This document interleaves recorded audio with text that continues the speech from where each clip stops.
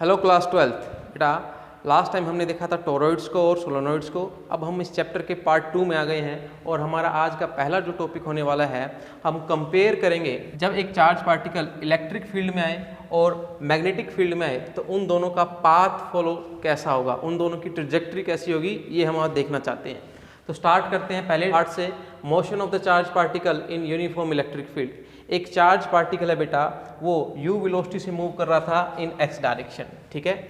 और आपने दो प्लेट्स लगा दी हैं, एक के ऊपर पॉजिटिव चार्ज और एक के ऊपर कैसा है, नेगेटिव चार्ज। आपको पता है इससे इलेक्ट्रिक फील्ड सेटअप हो जाएगी और इलेक्ट्रिक फील्ड की डायरेक्शन क्या होती है, positive charge to negative charge. और जो प्लेट की लेंथ है वो कितनी है आपके पास, x है। तो देखिए चार्ज पार्टिकल u वेलोसिटी से आ रहा था, अब जैसे ही वो एंटर करेगा इलेक्ट्रिक फील्ड इस चार्ज पार्टिकल के ऊपर क्या लगाएगी, फोर्स। ये आपका पॉजिटिव चार्ज पार्टिकल है, तो आपको पता है कि जो फोर्स लगता है वो इलेक्ट्रिक फील्ड की डायरेक्शन में लगता है अगर चार्ज पार्टिकल कैसा हो, पॉजिटिव।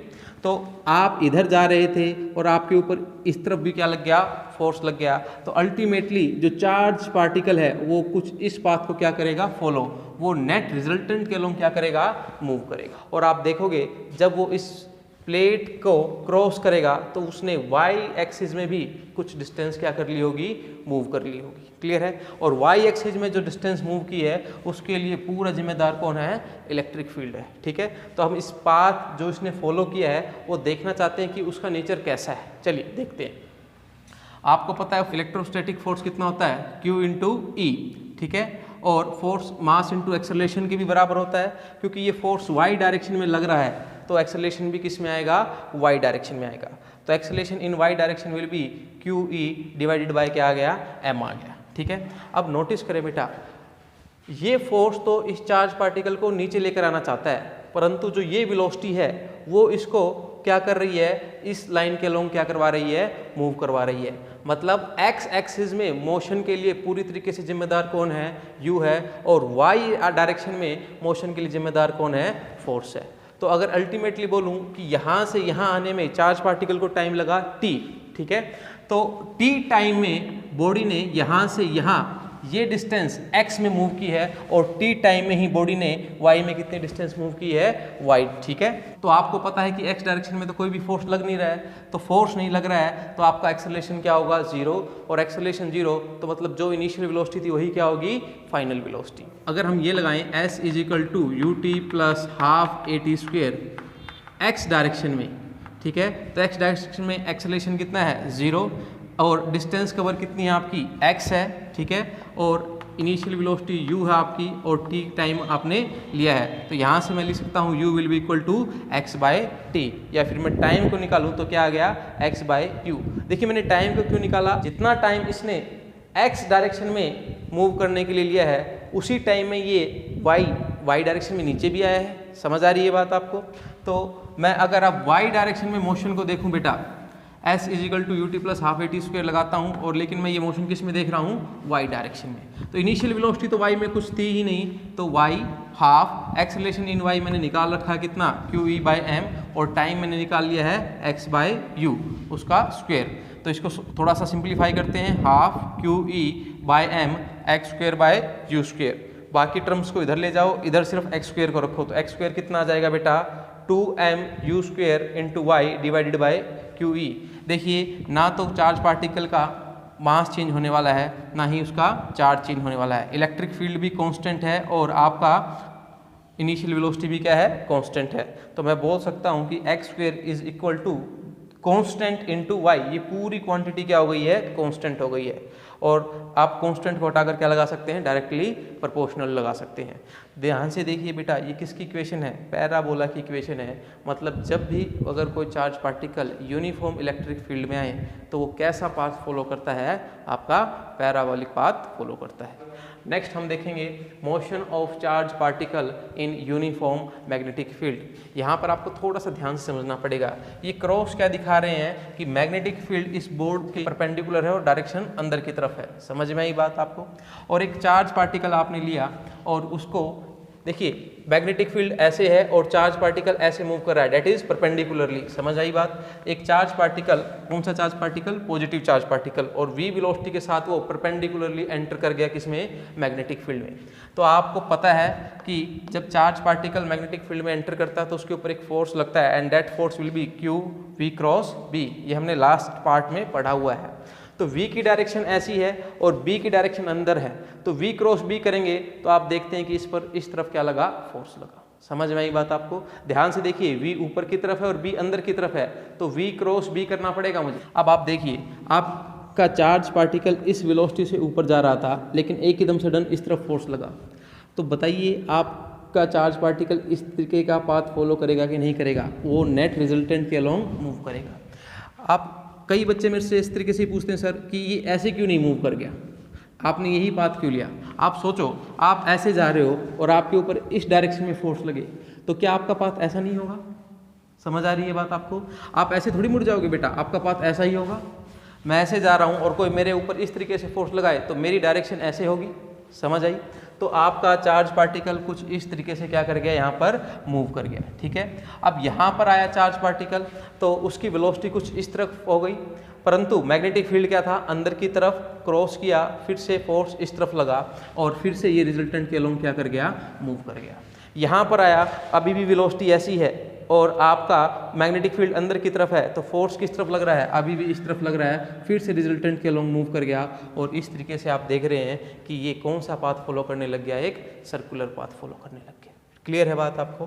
तो charge particle follow a circular path. ठीक है, और आपने ये देखा थ्रू आउट दिस मोशन उसकी जो स्पीड है वो कांस्टेंट रहेगी। अगर यहाँ पर भी है, यहाँ पर भी v होगी और यहाँ पर भी क्या होगी? v होगी। ठीक है, मेरे को यहाँ पर वेलोसिटी नहीं लिखना चाहिए, वेलोसिटी तो चेंज होगी क्योंकि डायरेक्शन चेंज हो रही है। यहाँ पर हमें क्या लिखना चाहिए? स्पीड। तो स्पीड कांस्टेंट रही, मतलब अगर यहाँ पर भी 2 की स्पीड है तो यहाँ पर भी 2 की स्पीड है, यहाँ पर भी 2 की स्पीड है और यहाँ पर भी 2 की स्पीड है।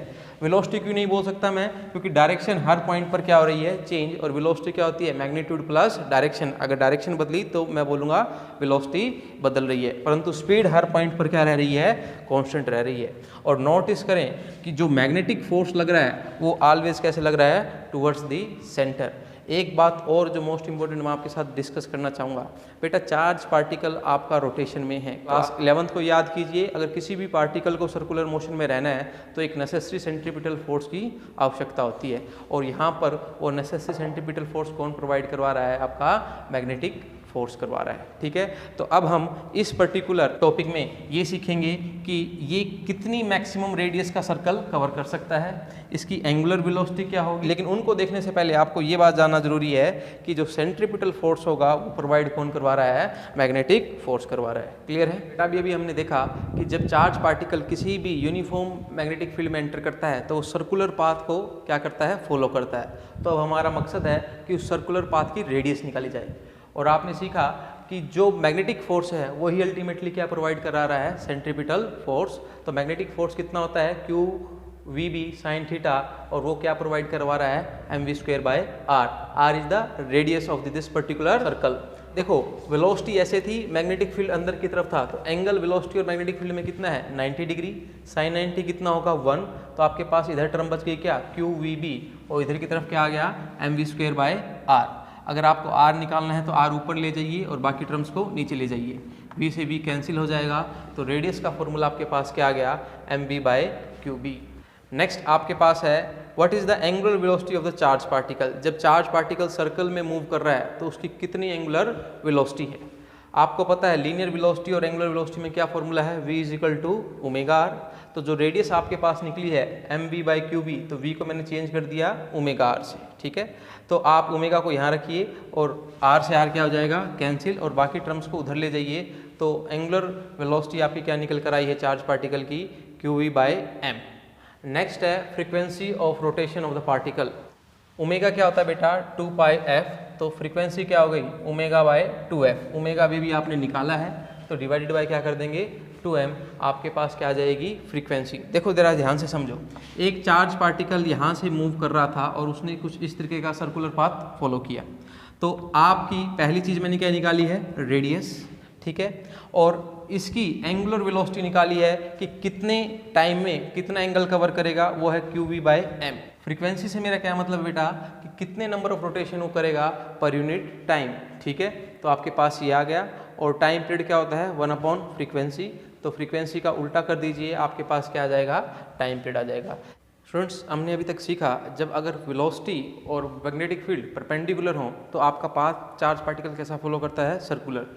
लेकिन अगर चार्ज पार्टिकल मैग्नेटिक फील्ड में 90 डिग्री पर एंटर ना कर किसी एंगल पर एंटर करे तो क्या, चलिए देखते हैं। मान लीजिए मैग्नेटिक फील्ड की डायरेक्शन इस तरफ है, अगर ये चार्ज पार्टिकल इस तरीके से एंटर करता तो वो एंगल कितना होता 90, परंतु चार्ज पार्टिकल ने कुछ इस तरीके से एंटर किया है कि वो एंगल थीटा बना रहा है विद द मैग्नेटिक फील्ड। ठीक है, तो अगर चार्ज पार्टिकल अगर परपेंडिकुलरली एंटर करता है तो ये रिजल्ट हमने अभी भी देखे हैं। देखिए अब मैं इस v के बेटा दो कंपोनेंट तोड़ सकता हूँ, एक कंपोनेंट हो जाएगा v cos थीटा और ये क्या हो जाएगा v sin थीटा।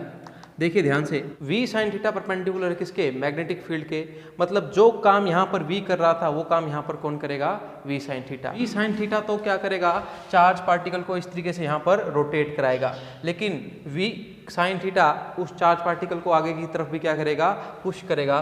तो आप कह सकते हैं यहाँ पर चार्ज पार्टिकल कुछ इस शेप में आगे की तरफ मूव करेगा। समझ में आ रही है बात, दोबारा सुनिए मेरी बात कि v sin थीटा आपका क्या करेगा बेटा, चार्ज पार्टिकल को यहीं पर रोटेट करवाने की कोशिश करेगा, परंतु v cos थीटा इसको आगे भी क्या करेगा, मूव करेगा। तो अल्टीमेटली चार्ज पार्टिकल कुछ इस शेप में मूव करेगा, that is called helix shape. ठीक है, अब आपको अगर सारे रिजल्ट देखने हैं ये कि ये, तो आप समझदार हैं। रेडियस में v की जगह किसको चेंज कर देंगे, v sin थीटा में। क्यों, क्योंकि जो काम v का था वहाँ पर यहाँ पर उसको वो काम कौन कर रहा है, v sin थीटा। और बाकी किसी भी टर्म में देखिए v का कोई रोल नहीं था, यहाँ पर भी तो यहाँ पर भी नहीं होगा। तो अल्टीमेटली सिर्फ r ही डिपेंड करती है किसके ऊपर, कि कितना एंगल है बिटवीन b एंड b, और ओमेगा फ्रीक्वेंसी और टाइम पीरियड का उनके ऊपर कोई लेना देना नहीं है। ध्यान से देखिए, चार्ज पार्टिकल यहाँ से यहाँ मूव किया, ये एक पिच है, समझ आ रही है बात आपको। तो पिच कैसे निकाल सकते हैं, अगर मान लीजिए बेटा चार्ज पार्टिकल यहाँ से चले तो चार्ज पार्टिकल कुछ इस तरीके से एक सर्कल को कंप्लीट करेगा यहाँ पर आकर, तो इस सर्कल को कंप्लीट करने में उसको टाइम लगा कितना, t, और उस तरफ वेलोसिटी आपकी कांस्टेंट कितनी लगती रही, v cos थीटा। तो आपको पता है डिस्टेंस क्या होती है, वेलोसिटी इनटू टाइम। वेलोसिटी का काम कौन कर रहा है, v cos थीटा, और टाइम आपके पास है ही, दोनों की वैल्यू आप पुट कीजिए, you will get the pitch. समझ में आई बात। आप क्वेश्चन देखते हैं बेटा आज के बताओ कॉन्सेप्ट पर।